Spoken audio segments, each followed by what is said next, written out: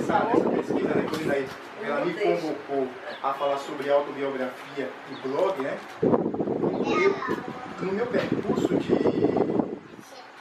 de pesquisador, não é exatamente de autobiografia, mas de escrita de si, de falar de si, de pensar em si, eu me vi impelido, né, a entrar em outros esquemas,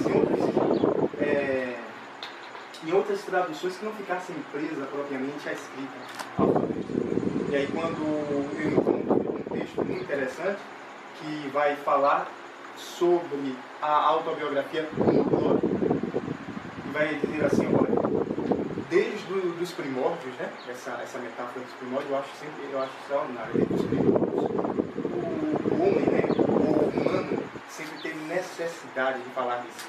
E isso a gente pode ver com as pinturas rupestres. Então, lá nas pinturas rupestres eles estavam falando de si e inclusive estavam trazendo o seu cotidiano. Então, essa coisa do falar de si, da escrita de si, é algo do homem contemporâneo? Não. Né? Então, é uma necessidade do humano, né? que está ligado, não vou dizer que é uma condição sine qua non, ou seja, para existir humano tem que existir a criatividade, mas apesar de acreditar nisso, né? Mas vocês podem não acreditar. Então, para mim, isso não está descolado, somos sujeitos da reinvenção, né? Muitas vezes da reinvenção, da invenção, da reinvenção. Então, é essa dobra que se desfaz e se refaz o tempo todo, né? Então, a gente é assim. Essa mudança, né? Contínua, né? Mas Regina Rosa, ela tem uma coisa... eu esqueci o nome, acho que é a Guimarães Rosa. Ela fala assim que mesmo que a gente escreva sobre outras pessoas... Ela fala sobre escrita biográfica, é verdade. Aí ela fala que tem os nossos traços, né? Não importa o tipo de traço, até seu rastro, né?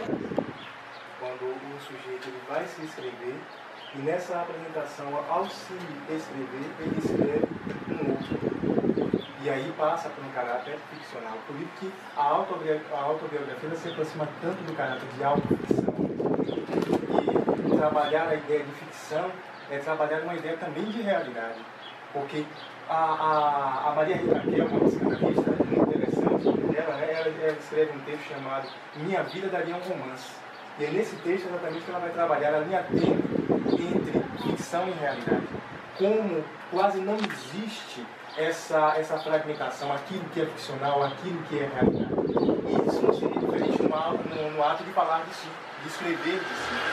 Porque no momento em que estamos escrevendo ou falando de nós mesmos, né, nós estamos nos reconstituindo, nos reinventando, né, e construindo outras pessoas, né, estabelecendo uma outra relação aí com esses eus que estão fora, né, esses eus que estão fora, que podem ser representados pelas diversas pessoas que estão nas nossas vidas, e esses eus, se assim a gente pode dizer, estão dentro ou em nós, em algum lugar. Agora, dentro da onde, a gente não sabe dizer, né? Porque não somos, quando se fala nesses eus, nós estamos pensando em um aparelho fisiológico onde existe um lugar, né, que está o eu lá, né? Até hoje isso é um grande questionamento. Onde é que está o aparelho psíquico?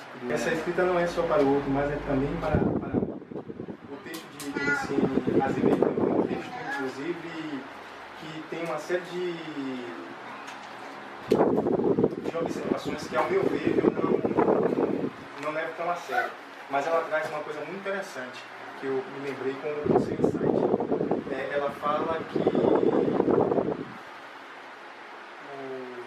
hoje, né? Aí eu me perguntei, com o seu insight, me perguntei, por que a autobiografia, mais do que nunca, toma o cenário presente? Porque as pessoas estão escrevendo em blogs, né? Diversas pessoas. Que necessidade é essa de escrever sobre si? Além de escrever sobre si, apresentar esse si ao outro. Essa necessidade. E aí ela fala porque não existe uma literatura na contemporaneidade que é fundacional. Você não tem aquela literatura, esse é o clássico da contemporaneidade. Todos têm que ler. Então, o que fica em voga é a leitura. É o sujeito sendo convocado para se ler. Tentando pensar aqui os textos que estão aí em nós. Né? Ele construiu uma canção em cima da imagem do mundo. Ele foi, a escuridão cessou, como é que diz? Como é que começa o Gênesis? Gênesis começa a divisão, né? Dividiu as águas entre águas doces e salgadas, a escuridão se cessou e veio a luz, né? O dia e a noite foram separados. Fiat Lux, exatamente. Mas o que isso é interessante é que Viviane Moisés ela faz um esquema de intertextualidade também, ao mesmo tempo que, como o Jorge Ben ou Alceu Valença, né? Com o texto bíblico, quando ele diz, eu quero voltar a ser palavra, né? Porque o João, em João lá, não é o texto bíblico, e o verbo se fez carne, né? Então é a palavra que constrói o humano. Isso é muito... Viviane Moisés é poeta, é filósofa e psicanalista. Isso está muito também na pegada freudiana, lacaniana, né? Lacan ele diz, nós só existimos quando nos banham de linguagem, né? Então, já no ventre, né, das nossas mães, assim, é menino.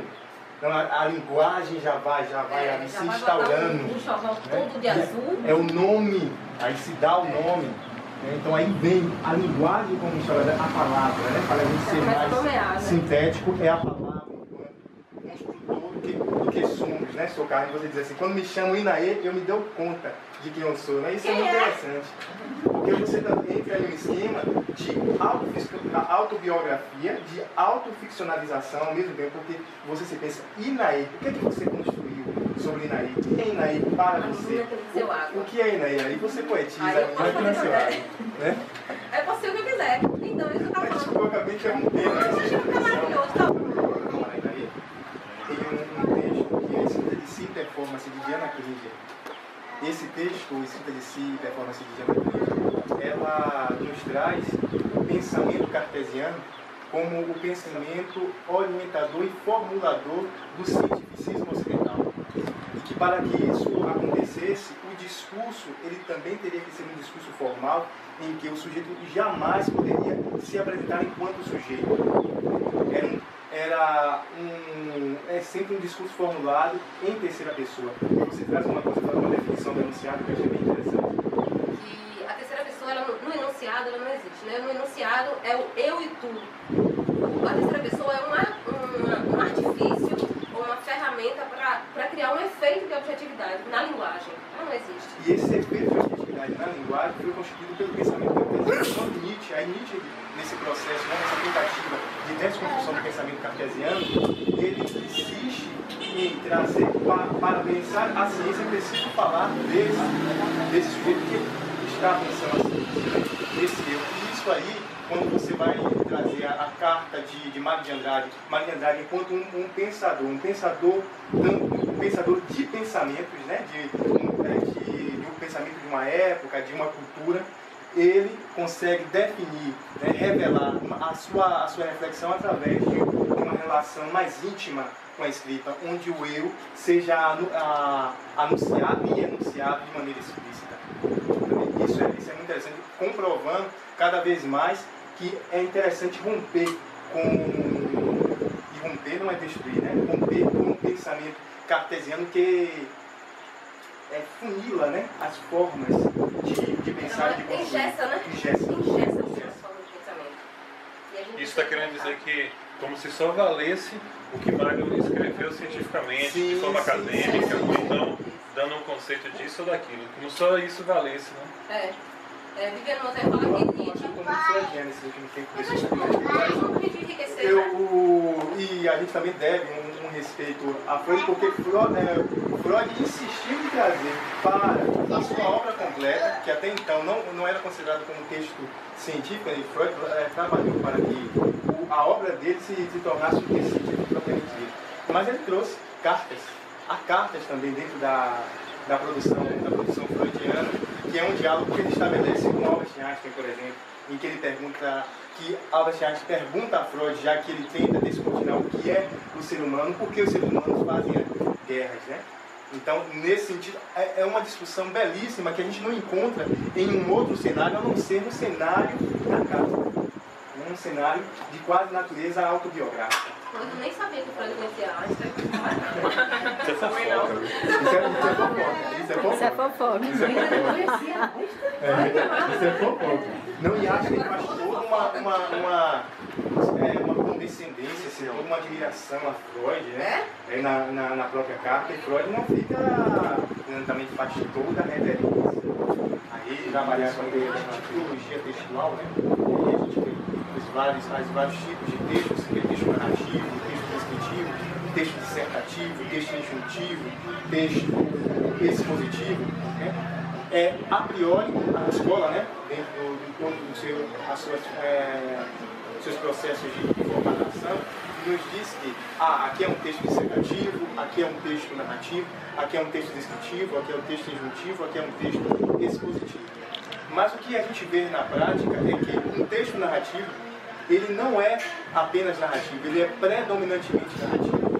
E enviesado nesse mesmo texto estão as outras tipologias textuais. Quando, no ato de produção de um texto autobiográfico, obviamente há uma exposição, né, muito grande aí, configurada inclusive como função emotiva da linguagem, né? Então, quando a função emotiva da linguagem ela surge é quando se tem o eu aí. É essa primeira pessoa no singular, sendo aí anunciada. É claro que tem pessoas que transvestem a linguagem, né, e colocam em uma outra pessoa, mas muitas vezes está se falando ali na pessoa, né, na pessoa que está escrevendo. Isso me lembrou muito o Clarice Lispector em A Maçã no Escuro, né, onde se tinha uma espécie, agora eu não vou conseguir me lembrar, só me lembro de Martins na realidade, né? Talvez porque Clarice Lispector disse que ela não era Ana, parece, ela era Martins. Então, Clarice Lispector utilizava a voz, né?